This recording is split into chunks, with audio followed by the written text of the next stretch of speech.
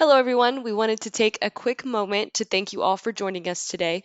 This podcast was recorded and is made available to you by Whitley Penn LLP and WPWealth LLP solely for informational purposes. The information, views, and opinions expressed in this podcast are general in nature and are not intended to be construed as the provision of financial or investment advice by Whitley Penn or WP Wealth. The information discussed in this podcast is accurate as of the day it was recorded, but may then become outdated over time. Please feel free to contact us if you have any questions, comments, or concerns in regard to the content presented. Thank you again for tuning in, and we hope you enjoy this episode.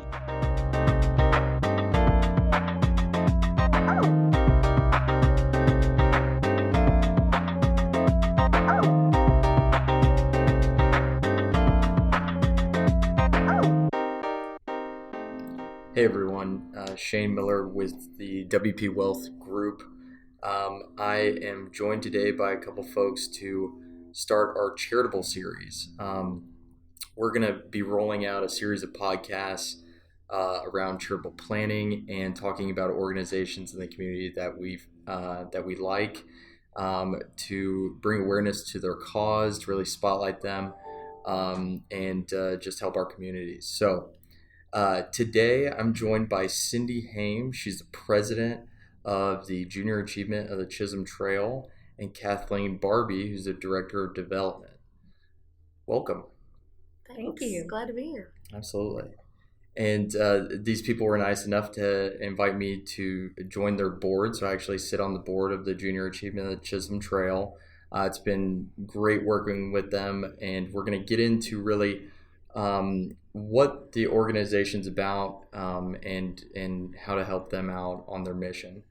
So Whitley Penn has participated in events to support junior achievement for a few years now. And I was originally introduced to the organization by a friend of mine, Jeff Ryan.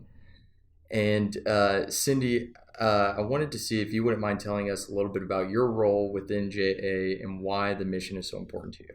I would be happy to. So yeah, I joined JA, just going on 2 years ago now. I had worked within nonprofit management and as well as sales and marketing for small businesses in my career, and just really have a passion for nonprofit in general. But when I was looking for my next role, the Junior Achievement mission just really stuck out to me, teaching students about financial literacy, what money's about and how to not just earn it, but save it and donate it and spend it wisely. But I really enjoyed learning more about JA and coming on board, because money has to do with everything that we do in life, right? Our career choices we make, the jobs we have, earning as much as we can, but yet it's really what we do with our money, right? Which is why what you do is so important. But if we can teach students that from a young age, and young people in general, then it just makes life so much more enjoyable. Right, we're going through an unprecedented pandemic right now, and you see layoffs and unemployment and all of these things happen. We go from this great economy to, now people are scared, people are frightened, and we have young people that are somewhat uncertain of their futures. And it's something like this that makes JA so vital, right? We're vital in a great economy, but we're especially vital now to say, wow, what people have been doing with their earnings, with their savings, with their investings, all of those things are important now more than ever. And so I'm just happy to be a part of it. Love working with youth in general and teaching them, like I said, about financial literacy. But we do more than that. We also teach about work readiness and career choices, as well as entrepreneurship. And that doesn't just mean starting a business. It might mean that entrepreneurial spirit that we all have to have. So anyway, that's just a little bit about why I love what I do. And thank you to Shane for serving on our board. He's being modest, but he also served as part of our JA Yes, our Young Executive Society, our young professional group, before he joined the board. So he's been helping us for many years, and we greatly appreciate that. Thanks so much. Speaking of JA Yes, Kathleen, you want to talk a little bit about your involvement with that program? Yeah, so I want to also echo what Cindy had shared about what brought her into JA as well. So I actually have a private equity background in financial services and worked with short-term collateralized loans for the better part of a decade before I came to JA. And I think that really showed me the need for financial literacy, work and career, college readiness, entrepreneurship, the need for that education to be more prevalent and what JA can provide. So I started to look, because I am such a proponent of education. I'm a wannabe teacher that never got certified. And this was just a really great way to get involved on the education spectrum, but then also in financial literacy. And so I was able to come join JA about a year and a half ago, and it's been an amazing ride. So I'm really proud of the work that we do. One of the things that we've really worked on hard over the last 18 months is JA Yes. That's our JA Young Executive Society, or our young professional group that you've been so amazingly a part of. And so there's actually 3 pieces that we really focus on for JA Yes. So we look at the networking for young professionals. We look for mentoring and ongoing professional development. And then we look for that volunteer and career or volunteer engagement in the community. So we do just different events throughout the year normally when we're not in a pandemic. And all of our members volunteer throughout the year in JA programs. And then we started a speaker series this last year where we had individuals come in and provide mentoring to our Yes folks. So that's just kind of a few things about JA Yes. Yeah, perfect. Well, you talk a little bit about entrepreneurialism, and one of the tenets of being an entrepreneur is being adaptive, right? This year has thrown everything it can at us, right? And so, I'm familiar with the programs of JA in a normal year, as a board member, but some of our listeners may not be familiar with what a normal year program looks like.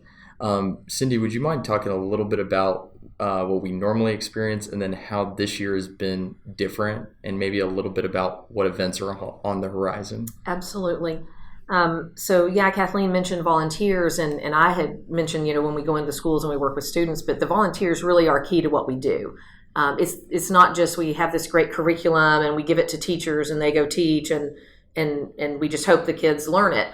The volunteer component, especially corporate volunteers, some community volunteers, going into the classroom with age-appropriate curriculum, K through 12. They go in and they go through the material with the students. It's very hands-on, very tactile, age-appropriate. So in the elementary grades, there's lots of activities and games and things that make it really relevant when students are learning about money, about earning, spending, saving, giving, and those sorts of things. They learn about taxes and how we need to pay our taxes and how that makes city government run, and that's how we have libraries and policemen and firemen and that sort of thing. We move then from elementary age type programs into middle school, where we focus a lot more on work and career readiness. We talk about career clusters and high growth careers, and we try very hard to expand the students' understanding of all the different careers that are available to them, right? I don't know about you, but when I was in school, it was kind of like, oh, you're a smart female, you should be a doctor or a lawyer. And I grew up really thinking that those were really my only 2 choices. I had no clue what was available to me. And so we try to help the students understand all that's available. And that's where the volunteer's huge, because this might be the first financial planner, lawyer, engineer that these students have ever had access to and to hear from their own journey. So that's really important, and especially at middle school, because the students these days have to do a career endorsement by 8th grade, and the students don't have any idea sometimes what that is. So our curriculum combined with the volunteer experience is huge for them. And then when we move into high school, we really get into even more entrepreneurship. We actually have student companies around this area where they spend a whole year starting a company together, deciding on a product, deciding on a price point, deciding how they're going to market it, maybe building a website. There's even different roles they play. One is a human resources officer, where they actually put together an employee handbook and understand why that's so important. So that's just a little bit about the different programs we do. We're still doing most of our programs. They're just looking differently this year. We've taken a digital first approach, and we have volunteers that are actually just doing it virtually. They can either go into the classroom in what we call like a remote live situation, or they can even pre-record. We have something called a career speaker series where they can talk about their career and that sort of thing, and then we can share that with the teacher and the students just through a digital delivery. So yeah, it looks a whole lot different this year, but we're eager to get back to the way things were. But for now, we're going to still keep doing what we do. Absolutely. You know, it's interesting. The first podcast I did with WP Talks was about financial literacy, you know, and it's so important, especially getting started early in life, understanding how all of this works, right?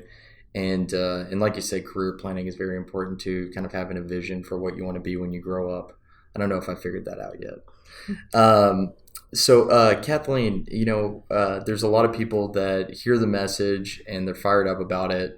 They want to help JA with this mission. How can individuals or businesses get involved, and also how can they contribute some money toward your mission? Yeah, so obviously one of the best ways to get involved, as Cindy mentioned, is to volunteer. So we constantly need volunteers to interact with our students. As Cindy mentioned, that really is the secret sauce to the recipe of JA. So with those volunteers, that really makes that a memorable experience, not just, oh, my teacher's in my classroom teaching me curriculum. Hey, there's this other person in here and they're a lawyer, or they're a financial advisor, or they're an engineer, and that really sticks with the student and it makes the curriculum really sticky for them. So those volunteers are critical. Different organizations support us in different ways. Mm-hmm. Some organizations provide the volunteer partnership. Some provide the funding partnership. Mm-hmm.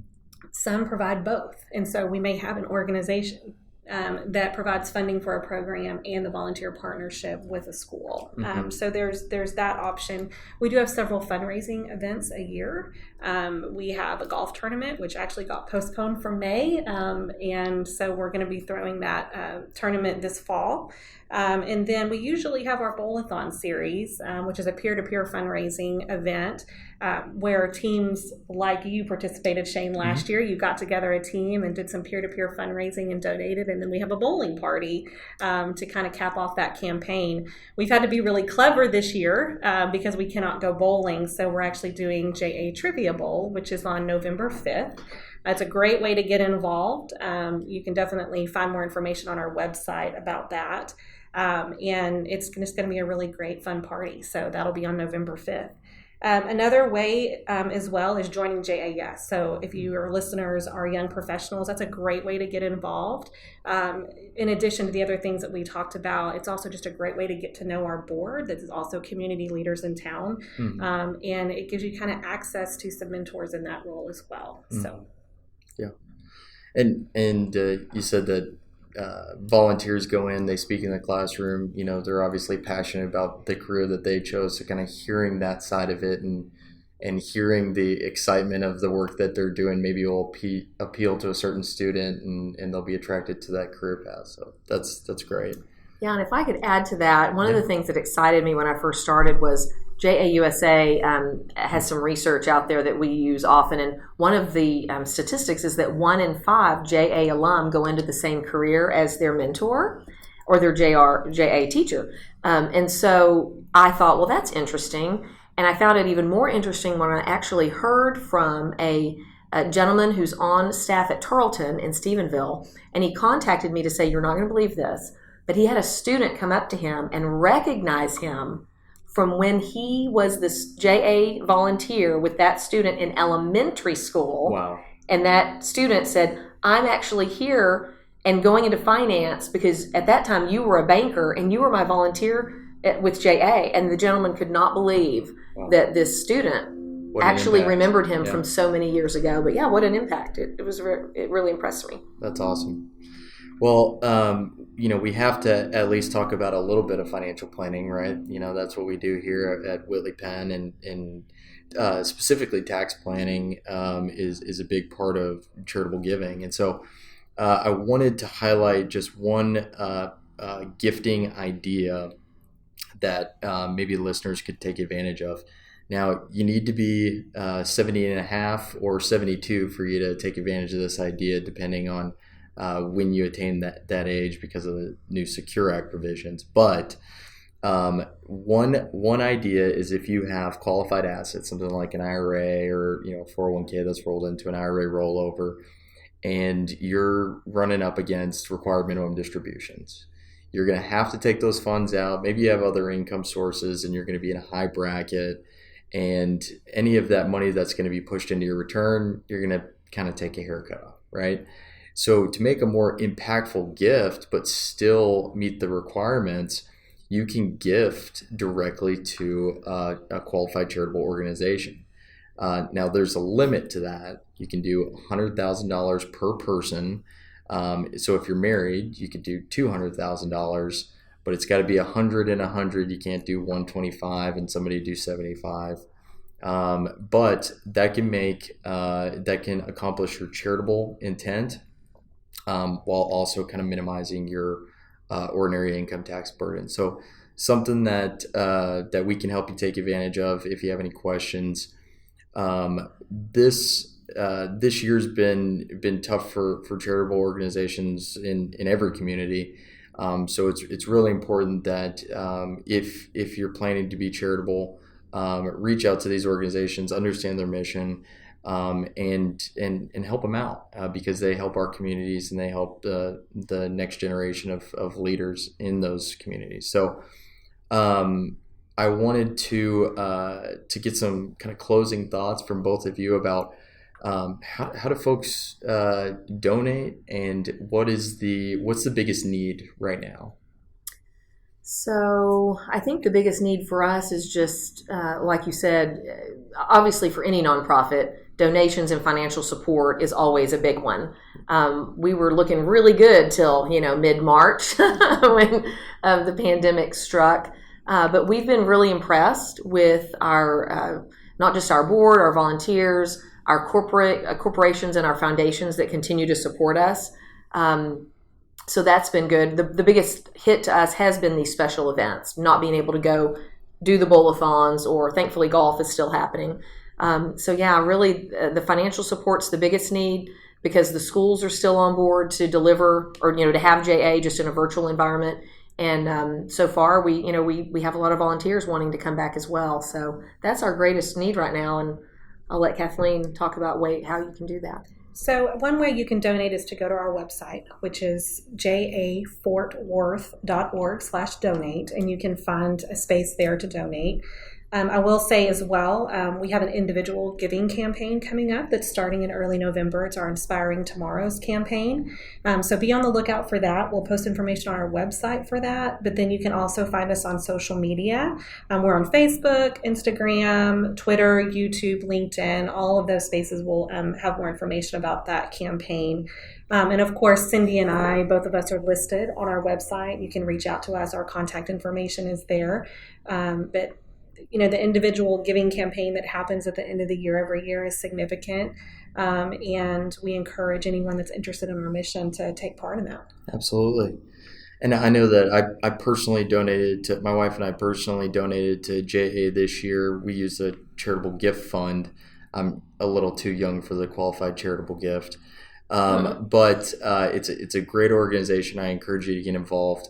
We're gonna share the link in all of our posts. I encourage you to like, comment, share with anybody who's interested, and subscribe to the WP Talks channel.